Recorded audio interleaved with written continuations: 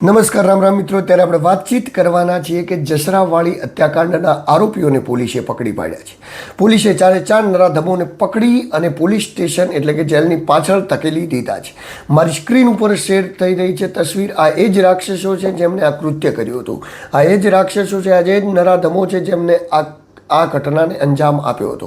પરંતુ આ ઘટનાને અંજામ કેવી રીતે આપ્યો એના વિશે પણ પોલીસે જણાવ્યું હતું અને ત્યારબાદ પોલીસે પ્રેસ કોન્ફરન્સ કરી હતી, એ પણ હું તમને બતાવવાનો છું. પરંતુ પોલીસ આ આરોપીઓ સુધી કેવી રીતે પહોંચી એની પોલીસે પ્રેસ નોટ રિલીઝ કરી હતી. પરંતુ એ પહેલાં આપ જોઈ લો કે આ એ જ ચાર નરાધમો છે જે ચાર નરાધમોને પોલીસે પકડીને લાવ્યા. જ્યારે એલસીબીની અંદર પકડીને એમને લાવવામાં આવ્યા ત્યારે એ ચાર નરાધમોના ચહેરા ઉપર સહેજ પણ ખોફ ન હતો. પોલીસે આ પકડ્યા ત્યારબાદ પણ આવું કૃત્ય કર્યું તો પણ એનો પણ કોઈ શોખ ન હતો. જેમાં બે તો પિતા પુત્ર છે અને ચારે ચાર આરોપીઓના નામ હું તમને જણાવી દઉં. સુરેશભાઈ શામળભાઈ પટેલ, ગામ જસરા. ત્યારબાદ એમના પિતાશ્રી શામળભાઈ. ત્યારબાદ ઉમાભાઈ ચેલાજી પટેલ, જે શાળા બનેવી થાય છે શામળભાઈ, અને જે સુરેશને બંને મામા ભાણેજ થાય છે. ત્યારબાદ વાતચીત કરીએ. ચોથા આરોપીનું નામ છે દિલીપજી મફાજી ઠાકોર, જે ભાગ્યા હતા. એટલે કહેવાનો મતલબ જે ઉમાજી ચેલાજી છે એમના ત્યાં ભાગ્યા હતા અને એ એમની સાથે લઈને આવ્યા હતા અને એવો ભૂવા પણ હતા, એવો તાંત્રિક વિધિનું પણ જાણતા હતા. એટલે એ બધી વાતચીત પોલીસ છે એને લગતી કરી છે કે આ હત્યા કેમ કરવામાં આવી, આ હત્યાનું કોકેડું કેવી રીતે ઉકેલાયું ને કેમ કરવામાં આવ્યું. જો પોલીસ હજી સુધી સ્પષ્ટ નથી. ભલે પોલીસ ગમે એ કહી રહી હોય, કારણ કે પ્રેસ કોન્ફરન્સ કરી છે એટલે પોલીસને કાંઈક તો કહેવું જ પડે. પરંતુ પોલીસ એટલા માટે સ્પષ્ટ નથી કારણ કે જે સુરેશ છે એ નવનવી સ્ટોરીઓ કરી રહ્યો છે. અલગ અલગ પ્રકારની 50 સ્ટોરીઓથી કાલથી ને આજ સુધી પોલીસને ફેરવી રહ્યો છે ને હજી પણ એનું નિવેદન સ્પષ્ટ નથી. ક્યારેક કહે છે કે તાંત્રિક વિધિ માટે કહ્યું, ક્યારેક કહે છે કે ચોરીના ઈરાદે કહ્યું, ક્યારેક કહે છે કે લૂંટના ઈરાદે કહ્યું.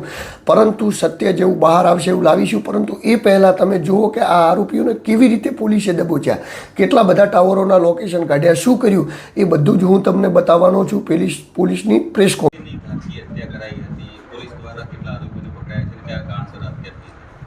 બે દિવસ પૂર્વે લાખણી તાલુકા કે જે અમારો આખરા પોલીસ સ્ટેશન ખાતે લાગે છે, ત્યાં સવારના સમયે અમને જાણ થાય છે કે એક વૃદ્ધ દંપતીની હત્યા જે છે એ અજાણ્યા માણસોએ કરી છે. અને ખાસ કરીને જ્યારે અમને લોકોને ખ્યાલ પડે છે કે આ હત્યામાં જે વૃદ્ધ દંપતીની હત્યા થઈ છે તે અમારા એસએમસીના પીઆઈના જ મધર ફાધર હતા. આ હત્યાની જાણ થતાં જ લોકલ પોલીસ અને એલસીબી સુધીનો સ્ટાફ તાત્કાલિક જગ્યા પર પહોંચી જાય છે અને જાંચ પડતાલ સ્ટાર્ટ કરી દે છે. આ સિવાય આ ઘટનાની જાણ થતાં આઈજીપી સાહેબ તરફથી ડીજીપી સાહેબ તરફથી બી અલગ અલગ સૂચનાઓ અને કન્ટિન્યુઅસ માર્ગદર્શન આપવામાં આવે છે.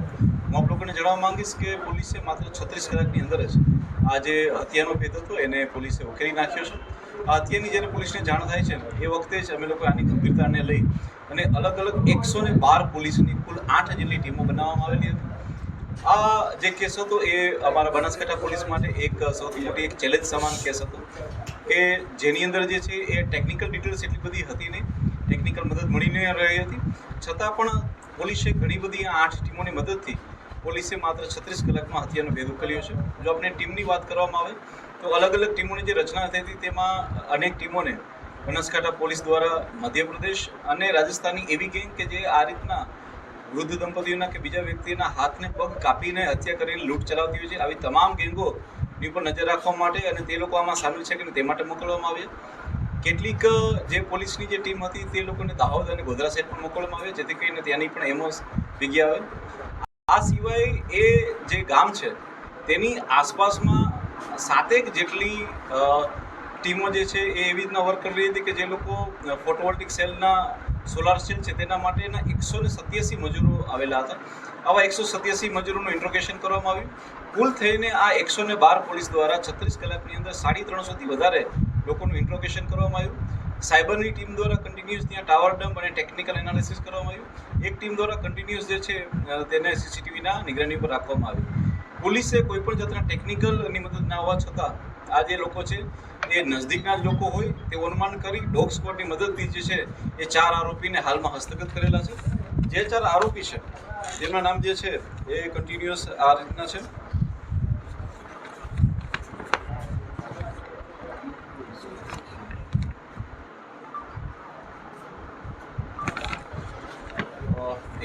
તો મિત્રો તમે જોયું, પોલીસે પ્રેસ કોન્ફરન્સ કરીને એ કહ્યું કે આ આરોપીઓને અમે કેવી રીતે દબોચ્યા, આના માટે પોલીસે શું કહ્યું. હવે પોલીસે એ આરોપીઓના નામ જાહેર કરતા મીડિયાના જવાબ આપે છે કે જ્યારે પોલીસે મતલબ કે કેવી રીતે આમના સુધી પહોંચી, કેવી રીતે થઈ, શું થયું, એના જવાબ કેવી રીતે પોલીસ આપે છે એ પણ હું તમને જણાવી દઉં. જે આરોપીના નામ છે તે અનુક્રમે સુરેશભાઈ સામળભાઈ પટેલ, ઉમાભાઈ ચેલાજી પટેલ તથા દિલીપજી મફાજી ઠાકોર, આ ચારે ચાર જે આરોપી છે તેમને પોલીસ દ્વારા હસ્તગત કરવામાં આવ્યો છે. અને આમનો જે મુખ્ય મોટિવ જે સામે આવેલો છે તે આ પ્રકારે છે કે જે મુખ્ય સૂત્રધાર છે સુરેશ, તે બ્લેક મેજિકના જાણકાર છે અને બ્લેક મેજિકના જાણકાર હોવાથી તેમનામાં એવી અંધશ્રદ્ધા છે કે જો કોઈ પણ આવા વ્યક્તિના દાગીના જો એમને મારીને લઈ આવવામાં આવે તો તેના મદદથી ઓર વધારે ધન પ્રાપ્ત થઈ શકે છે. આ બ્લેક માન્યતાને તે પોતાના શિરે રાખી અને આ ઘટનાને અંજામ આપે છે. સાથે સાથે પોતાની સાથે પોતાના પિતાને અને પોતાના મામાને સાથ કરે છે. અને રાત્રિના સમયમાં કોઈને અવાજ ના આવે તેટલા માટે થઈને એક ટ્રેક્ટર પણ ચાલુ રાખે છે. ટ્રેક્ટરના અવાજની અંદર જે થઈ અને 3 લોકો ત્યાં જઈ અને મર્ડર કરે છે. આ સિવાય સુરેશના જે મુખ્ય ગુરુ છે ભુવા, એની પણ એ લોકો મદદ લે છે. તેના ઘરે જઈ અને ત્યાં પણ એ લોકો વિધિ કરે છે અને ત્યારબાદ જે છે એ પોતાના તમામ ઘરેણાને જે છે એ બીજા એક વ્યક્તિને આપી દે છે. આ પ્રકારની વસ્તુની જાણ થતાં જ અમારી એસઓજીની ટીમ દ્વારા તે લોકોને હસ્તગત કરવામાં આવે છે અને ઇન્ટ્રોગેશનમાં તે લોકોને પકડી પાડવામાં આવે છે. સાહેબ, કોઈ તાંત્રિક વિધિ માટેની કોઈ જે વાત હતી, તાંત્રિક વિધિ માટે હત્યાઓ કરવામાં આવી છે એવું કંઈ? જે બિલકુલ જે સુરેશ ચૌધરી જે છે તે બ્લેક મેજિકના જાણકાર છે અને બ્લેક મેજિકના જાણકાર હોય તેમણે આ વિધિ માટે જ હત્યા કરેલી હતી એવું અમારી હાલની પૂછપરછમાં સામે આવ્યું. આરોપી દ્વારા અગાઉ કોઈની હત્યા કરાઈ હોય અને ભેદ ના અપાયો? જી ના, બિલકુલ એવું વસ્તુ ધ્યાનમાં નથી આવી. આ આરોપી દ્વારા એનું આ પ્રથમ જ મર્ડર છે, પ્રથમ ગુનો છે. તેના દ્વારા આની પહેલાં કોઈ ગુના થયેલા નથી. પરંતુ પોલીસ દ્વારા જે પ્રાથમિક ઇન્વેસ્ટિગેશનમાં સામે આવ્યું છે એ પ્રમાણે એ બ્લેક મેજિકનો જાણકાર અને બહુ હોવા છતાં તેની ઉપર ઘણું બધું દેવું બી થઈ ગયું હતું. એને આર્થિક સંકળામણમાં બી હતો.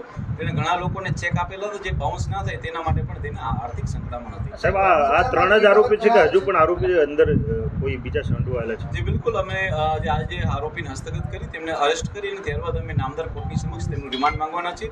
અને રિમાન્ડ દરમિયાન પણ જો કોઈ મુદ્દાઓ ઉજાગર થશે અને જેટલો પણ મુદ્દામાલ પોલીસે અત્યાર સુધીમાં રિકવર કરેલો છે અને ભવિષ્યમાં હજી વધારે રિકવર કરવાનો છે તે તમામને લઈને નેક્સ્ટ જે પ્રેસ કોન્ફરન્સ છે તેમાં બી દ્વારા જે હત્યા કરવામાં આવી હતી તે સમયે આજુબાજુના વિસ્તારના લોકોને કેમ જાણ ન થઈ? હું આપને જણાવવા માંગીશ કે આ લાખણી તાલુકાના જસરા ગામની સીમમાં બનેલો બનાવ છે. જે આ પ્રકારની જિયોગ્રાફી છે તેમાં ખેતરોની અંદર ઘર આવેલા હોય છે. તેમના ઘરની આસપાસમાં બીજું કોઈ ઘર નથી, દરેક અલગ અલગ ખેતરની અંદર ઘર આવેલા છે. અને સાથે સાથે છતાં પણ કોઈ અવાજ ન થાય તેના માટે થઈ અને પ્રી પ્લાન મુજબ આરોપીઓ જે છે એ ટ્રેક્ટરને ચાલુ રાખેલું હતું. ટ્રેક્ટરના અવાજમાં જે છે આ હત્યા જે દટાઈ છે એ માટેનો એમનો પૂરતો પ્રયત્ન છે. સાહેબ, લૂંટમાં જો હું આપને જણાવું કે આ લૂંટ તો છે જ કે જેમાં એ લોકોએ દંપતીની હત્યા કરી અને તેમના ઘરેણાં લીધા છે. તે લોકોએ જે તિજોરી તોડવાનો બી પ્રયત્ન કર્યો અને તિજોરીમાંથી પણ હાથમાં પહેરવાના કડલા જે છે એ લોકોએ તેની પણ ચોરી કરેલી છે અને લૂંટ કરેલી છે. પરંતુ સાથે સાથે આ બનાવ જે છે એ બ્લેક મેજિકને લગતો બી છે, જેમાં બ્લેક મેજિક માટે એ લોકોએ આ કરેલું છે અને બ્લેક મેજિકની મદદથી ઓર વધારે એ લોકો પૈસા કમાઈ શકે એ પ્રકારનું એમનું મોટિવ હતું. સાહેબ, સામાજિક આ દંપતીને કેમ ટાર્ગેટ બનાવ્યા? અન્ય લોકો પાસે પણ દાગીના હોય. આ જે જો તમે ઘર જોવા જાઓ તો જે આરોપીઓ છે એમની નજદીકમાં જો કોઈ સૌથી નજદીકનું ઘર હોય તો એ આ ઘર હતું. અને બીજું કે આ દંપતી જે છે એ એકલા રહેતા હતા અને તેમની જે દીકરી હતી તેના લગ્ન જે છે જસ્ટ 15 દિવસ પહેલાં થયા હતા. એટલે આ લોકોની તરફથી એક એવી હતી માન્યતા કે કદાચ એમના ઘરમાં અને એમની પાસેથી ઓર વધારે સોનું કે ચાંદી મળી શકે છે. સાહેબ, જે પ્રમાણે દંપતીની એક સવાલ લઈએ. એ લોકોએ પહેલાં ક્લેમ કરેલો હતો કે એમને અણબનાવ હતો, પરંતુ પોલીસ દ્વારા જે ડીપ ઇન્ટ્રોગેશન થયું છે તેની અંદર એમને વચ્ચે કોઈ અણબનાવ હતો ભૂતકાળમાં બી એવું સામે આવેલું નથી. કેટલો મુદ્દામાલ અમારી રિકવર કર્યો? હાલમાં પોલીસ દ્વારા જે છે એ એમની પૂછપરછના અંતે પોલીસ દ્વારા જે છે એ સંપૂર્ણપણે મુદ્દામાલને રિકવર કરાવી દેવામાં આવશે. સાહેબ, સામાજિક મુદ્દાને લઈને કોઈ આમાં જાણવા મળ્યું છે કે સામાજિક મુદ્દાઓને લઈને પણ કોઈ હત્યાનો કોઈ? પોલીસ દ્વારા દરેક પહેલું ઉપર ઊંડાણપૂર્વકની તપાસ થઈ છે અને હાલમાં તેની અંદર કોઈ સામાજિક પહેલું હોય એવી કોઈ પણ વસ્તુ સામે આવેલી નથી. સોશિયલ મીડિયામાં વિષ્ણુ ગેંગનું આગે એવું ચાલતું હતું, તેને આ તારીખ જે બિલકુલ આની અંદર કોઈ વિષ્ણુ ગેંગનો હાથ નથી. આની અંદર જે છે એ પોલીસે જે આરોપી હસ્તગત કરેલા છે તેમાં પોલીસ દ્વારા જે છે એ તમામ એવા હથિયારો કે જેની અંદર ઉપયોગ થયા હતા, જે ગાડીનો ઉપયોગ થયો હતો, એ તમામ વસ્તુઓને પોલીસે ફોરેન્સિકની મદદથી રિકવર કરેલું છે અને પૂરતા એવિડન્સ બી પોલીસે લીધેલા છે. આમાં કોઈ પણ વિષ્ણુ ગેંગનો હાથ નથી. આમાં જે આરોપી હસ્તગત કરવામાં આવેલા છે તેમનું જ આની અંદર જે છે હાથ છે.